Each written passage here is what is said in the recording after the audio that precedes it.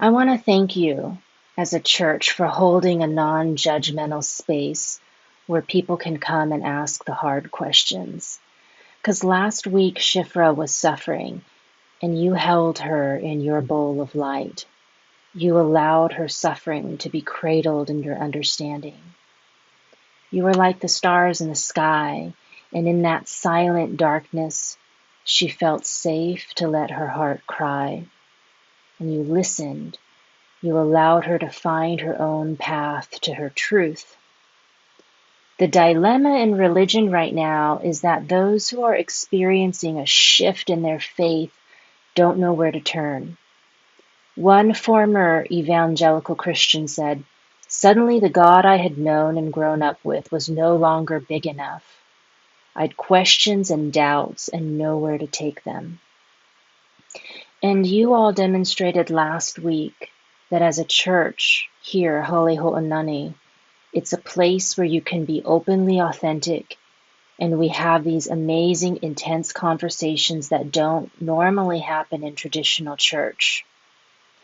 And you demonstrated that our community, it's strong enough to explore the big questions. Asking questions is a sign that a person's faith is growing, not stagnating.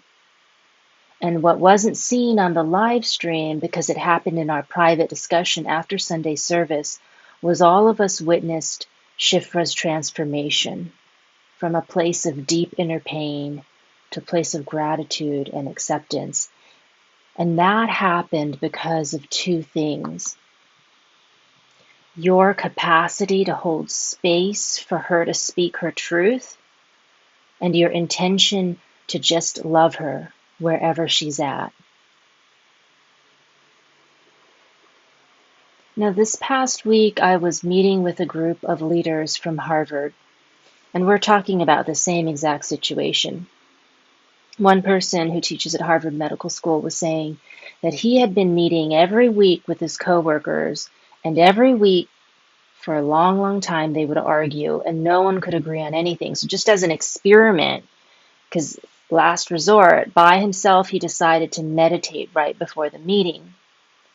And then the first time in 9 months, everyone was on the same page, working towards the same goal.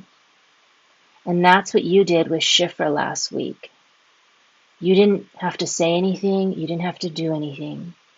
Just with your intention, by being fully present to her pain, it shifted her so dramatically that after Sunday service, she experienced a healing, and then she thanked all of you for your compassion. It's just like walking into a dark room. It only takes one person with a light to light up the whole room. And wherever you are that light. Continue. So there was a Native American in our meeting, and he said that when you set your intention the way that you did last week with Shifra, instantaneously you're in your heart.